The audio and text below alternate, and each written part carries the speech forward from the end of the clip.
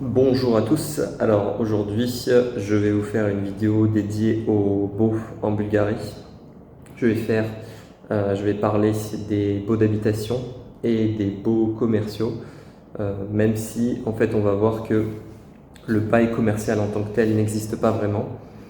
Il y a des qu'on appelle de crédit bail qui donnent la faculté de louer une chose et par la suite de l'acheter, mais en fait ces contrats-là sont dédiés exclusivement aux biens meubles, ont été pensés pour les biens meubles.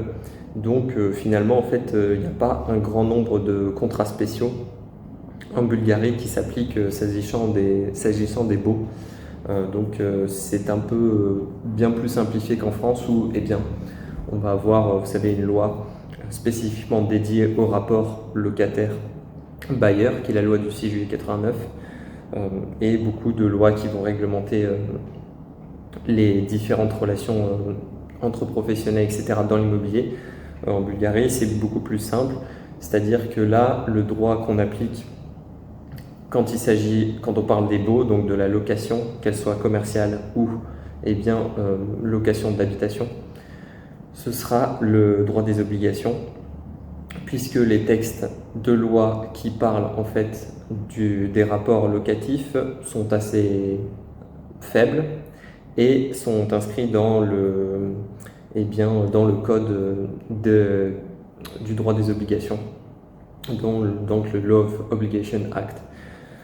Bon, je vais essayer de en fait dégrossir le sujet et d'être assez concis, puisqu'en fait la plupart des règles qu'on peut appliquer pour ce droit-là vont être des règles de droit commun des obligations, donc du droit commun des contrats, c'est-à-dire qu'en fait tout ce qui sera applicable à un contrat privé de droit civil sera applicable pour les contrats de location. C'est-à-dire que, par exemple, pour un contrat de location commerciale, je veux louer un local commercial, il n'y a pas une loi qui va dire il y a une échéance triennale, comme en France par exemple, où vous pouvez, en tant que preneur, donner congé pour quitter le local. Tout va être contractualisé. Donc là, il y a un danger majeur, c'est que si vous êtes en location d'habitation, si vous louez votre logement, de toute façon, vous pouvez partir d'une manière très simple et les implications financières ne sont pas très importantes. Mais par contre, si on parle de baux commerciaux, c'est-à-dire qu'on va nous-mêmes contractualiser un bail commercial, ex nihilo, on va créer un contrat qui sera à vocation commerciale, et bien là, il faut faire attention à ce qu'on signe, puisque ça aura force de droit et cela pourrait avoir des gros impacts si vous avez investi beaucoup d'argent pour installer, je sais pas moi, une boulangerie, ce que vous voulez, un café, je sais pas. Bon, peu importe. Mais en tout cas, donc déjà, je voulais faire une petite intro en disant que si quand vous rédigez un contrat, quand on fait des contrats ici en Bulgarie, il faut toujours les faire en bulgare et en anglais ou en français. On ne fait jamais un contrat monolinguistique, puisque sinon ça peut poser des problèmes. Il faut que chacune des parties puisse être en mesure d'avoir compris les termes du contrat. Donc évidemment, si vous êtes français, la meilleure solution c'est quand même d'avoir un contrat qui sera purement et simplement en français, avec le bulgare pour le co-contractant bulgare. Donc voilà, ce qu'il faut retenir pour commencer, c'est que la liberté contractuelle est de mise, et cette liberté contractuelle a des impacts importants sur les relations entre deux personnes, et vous pourriez être face à rencontrer des difficultés si vous négociez mal les contrats. Donc là, il faut pouvoir s'affirmer lorsqu'on va négocier, que ce soit le prix ou les conditions de mise en œuvre des prestations du contrat, que ce soit l'entretien, etc. Donc il faut toujours essayer d'avoir à son avantage le plus d'éléments, et en apportant les bons arguments quand on va négocier un contrat. Bon, je vais faire la vidéo en 2 parties. Premièrement, les baux d'habitation et ensuite je ferai une petite aparté sur du coup les baux commerciaux, même si je viens de dire qu'en fait il n'y en a pas vraiment en tant que tel. Bon, du coup, quelles sont les règles particulières en Bulgarie? Eh bien, déjà, il faut savoir que la loi dispose que la contrepartie qui est donnée en échange du louage de la chose, donc c'est-à-dire en échange de la location d'un bien immeuble, eh bien, est une contrepartie qui est nécessairement financière. Et donc, c'est-à-dire que en principe, vous devez verser une somme d'argent et il n'y a pas de contrats spéciaux prévus pour, eh bien, vous savez, un échange en nature, sans mauvais jeu de mots. Donc, je loue mon bien et en échange, j'obtiens une prestation quelconque.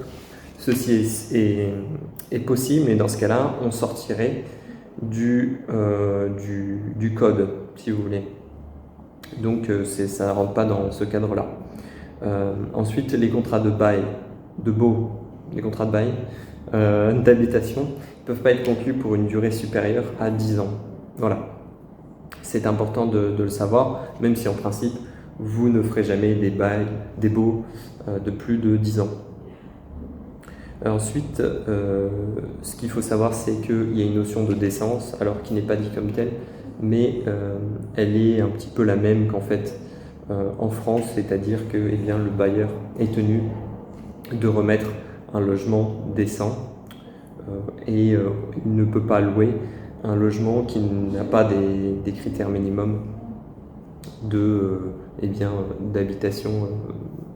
Il ne peut pas vous louer un taudis complètement dégueulasse et insalubre.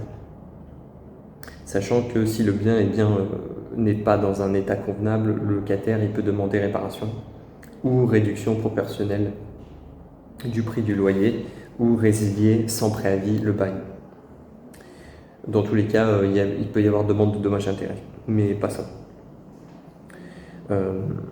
Sachant que si vous louez donc un logement ou en tout cas peu importe un logement ou un local commercial, s'il y a des vices apparents, c'est-à-dire des choses que vous auriez que n'importe qui en fait aurait pu déceler, même un non-professionnel, et que vous choisissez quand même de contracter et de louer le bien, eh bien vous ne pourrez pas ensuite vous invoquer le vice caché et dire que eh bien, le bien était insalubre ou ne respectait pas les conditions de décence, puisque vous aviez vous-même vu le bien en l'état.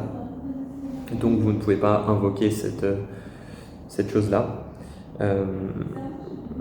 À l'exception bien sûr que s'il y a un danger pour la santé ou pour les membres de la famille dans le ménage. Donc des choses assez évidentes. Il y a toujours des exceptions, bien sûr. Après, je vais donner des trucs très généraux, mais en Bulgarie, petite réparation, c'est à la charge du locataire, et grosse réparation, c'est à la charge du propriétaire. Donc ça, c'est comme ça dans tous les pays. Donc je ne vais pas développer plus, sachant que, vous savez, les biens ont une destination et ont un usage. La destination, c'est ce pourquoi le bien a été construit, et l'usage, c'est ce qu'on en fait. Le locataire, il doit utiliser le bien tel qu'il est spécifié dans le contrat, donc on va prévoir un usage avec le propriétaire, et vous devez, en tant que locataire, utiliser le bien pour ce pourquoi, non pas il a été fait, mais ce pourquoi vous avez décidé qu'il était fait pour. Je ne sais pas si j'ai été clair, mais je pense que oui. Donc voilà, des choses assez basiques. Ensuite, au moment de la restitution du bien, le locataire, il est toujours responsable des dommages et des réparations qui lui incombent, et eh bien, il doit rendre le bien en l'état. Bon, tout ça c'est très classique, mais je vous donne ce qui est précisé en fait dans le code, puisque comme il y a très peu d'éléments, je vous donne vraiment ce qui fait office de base juridique, puisque tout le reste c'est soit jurisprudentiel, soit c'est contractuel. Donc au moins vous avez une base légale sur laquelle vous appuyez et vous saurez la plupart de ce qu'il faut savoir. Ensuite, là, il y a un point très important, c'est que il est dit dans le code, donc c'est l'article 234 sur le droit des obligations, qu'en fait, le locataire il peut sous-louer des parties du bien loué sans le consentement du bailleur, à moins que, contractuellement, cela soit prévu et que vous avez signé que vous devriez avertir en tant que locataire le bailleur en cas de sous-location. Ça c'est intéressant parce qu'en principe en France, vous devez informer toujours le bailleur de ce que vous faites. Et si vous sous-louez, il doit être au courant. Donc là en l'occurrence, ce n'est pas une obligation. Ça ne vous décharge pas de vos responsabilités. Attention parce que s'il y a une copropriété qui est instituée et qu'il y a un règlement de copropriété, obligatoirement, tout manquement aux dispositions du règlement de copro, auquel vous n'avez pas accès, si vous êtes locataire étranger, en plus vous ne regardez jamais le règlement de copro, peut vous amener à être exclu, à être expulsé en fait des locaux loués, que ce soit de l'habitation ou autre, puisque vous n'avez pas respecté des règles que vous ne connaissiez pas, dont vous n'aviez pas connaissance. Enfin bon, il y a quand même très peu de chances que ça arrive, mais je vous donne les infos. Là, il y a un élément fondamental qu'il faut connaître et qui est intéressant. C'est l'article 236. Il dit la chose suivante. Si après l'expiration de la durée du bail, l'utilisation du bien se poursuit avec la connaissance et sans objection de la part du bailleur, le contrat est réputé prolongé pour une durée indéterminée. Le contrat continue donc, mais évidemment là il peut être résilié à tout moment avec le préavis qui a été prévu contractuellement. Si le locataire continue à utiliser le bien malgré l'objection du bailleur, il est responsable de l'indemnisation, blablabla. Bon, ça veut dire que quand même, s'il y a reconduction tacite du bail, il est donné, il devient à durée indéterminée. Donc on ne repart pas sur la durée qui était initialement prévue. Donc vous avez un bail d'1 an par exemple, et au-delà de ces 1 an, le bailleur ne dit rien, d'accord, vous continuez à habiter le logement, sans discussion avec lui, il y a tacite reconduction, et on ne repart pas pour une durée similaire, donc on repart pour une durée indéterminée. Et du coup, à cet effet, le code vient dire que vient préciser que si le contrat devient à durée indéterminée, le préavis est de 1 mois pour quitter le logement ou pour congédier le locataire. Donc finalement, ça ne change pas énormément, mais c'est intéressant quand même le raisonnement juridique derrière, de dire si c'est reconduit à l'infini en fait. C'est particulier. Maintenant, s'agissant des baux commerciaux, donc comme je vous l'ai dit, il n'y a pas de baux commerciaux, mais il y a en fait création du bail commercial par les parties. Et du coup, cela veut dire une flexibilité importante et des protections minimales pour les deux parties. Souvent, quand on parle du bail commercial, il faut dire quand même quelque chose. C'est que en fait on parle des personnes morales qui vont contracter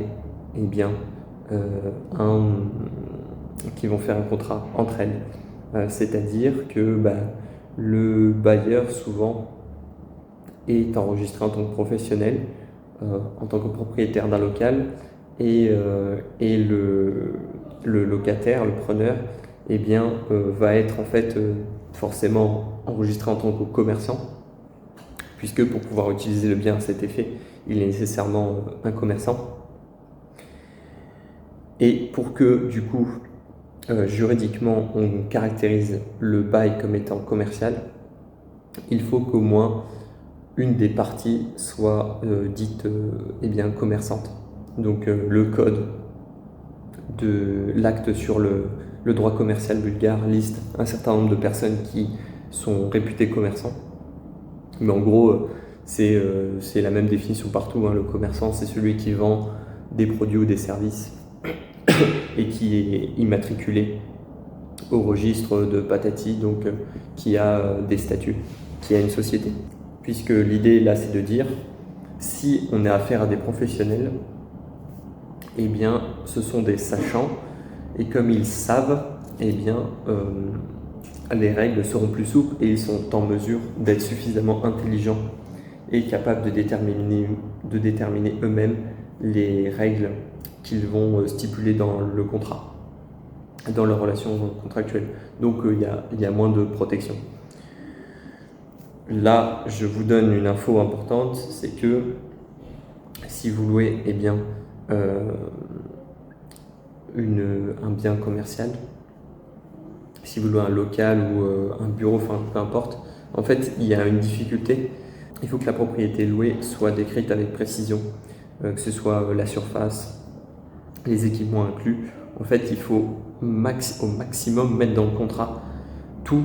Il faut au maximum écrire tout ce qu'on peut écrire dans le contrat pour éviter le flou et pour ensuite ne pas savoir qui a raison, qui a tort entre le loueur et le propriétaire.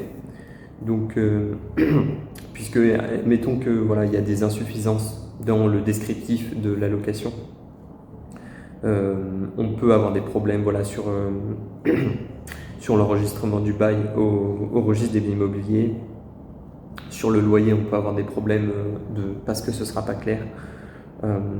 Surtout si les surfaces sont mal mesurées ou on ne sait pas quelle partie exactement on loue, eh bien ça peut poser des problèmes.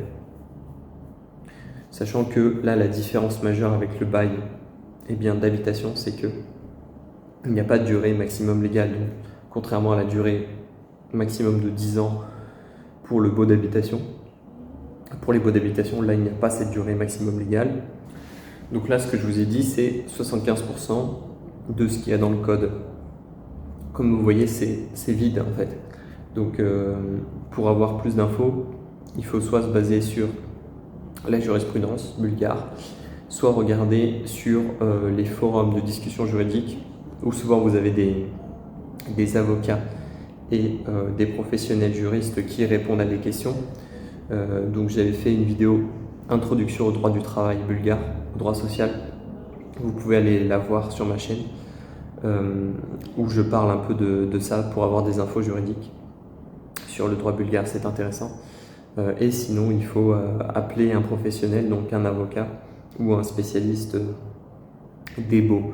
Mais en tout cas, vous voyez que c'est assez... en fait, si vous connaissez le droit des contrats, le droit des obligations, vous pouvez à peu près en fait savoir comment fonctionne le droit des baux ici, en ayant juste ces quelques infos que je vous ai données. Après tout le reste, vous êtes en mesure de le comprendre par le droit commun des obligations. Donc voilà ce que je voulais dire. Il y a très peu de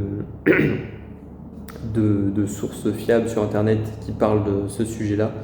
J'ai moi-même regardé que ce soit déjà en français il n'y a rien, et en anglais il y a 2-3 sites, et quand vous tapez commercial lease en bulgare par exemple, eh bien on va vous rediriger vers un contrat qui est le contrat de crédit bail et qui ne s'applique même pas aux biens immeubles, qui s'applique aux biens meubles, donc pour l'achat d'une voiture par exemple, ou l'achat je sais pas moi, d'un ordinateur, ce que vous voulez. Donc c'est franchement très médiocre, et le référencement Google n'est pas super. Donc on est obligé d'aller directement au texte pour avoir de la vraie information. Voilà ce que je pouvais dire sur ce sujet. Si vous avez besoin d'aide pour réaliser un projet de la location commerciale ou de la location pour votre habitation personnelle, eh bien n'hésitez pas à me contacter. Je suis joignable relativement souvent, et je peux vous trouver à peu près tout ce que vous cherchez en Bulgarie, tous les types de locaux et tous les types d'habitations. Donc, je vous remercie pour votre attention et je vous dis à la prochaine. Merci.